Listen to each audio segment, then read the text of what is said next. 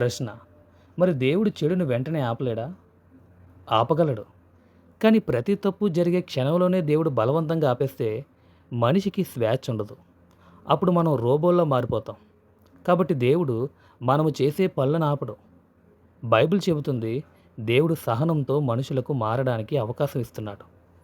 పేతురు గారు రాసిన రెండో పత్రిక 3వ అధ్యాయము 9వ వచనంలో ఈ విధంగా వ్రాయబడి ఉంది: ఎవడునూ నశింపవలనని హెచ్చింపక అందరూ మారుమనసు పొందవలనని కోరుచు మీ ఎడల దీర్ఘశాంతం గలవాడై ఉన్నాడు. అయితే అది చెడును సమర్థించడం కాదు. ప్రతి అన్యాయానికి, ప్రతి కన్నిటికి ఒక రోజు తీర్పు ఉంటుందని బైబిల్ చెబుతుంది.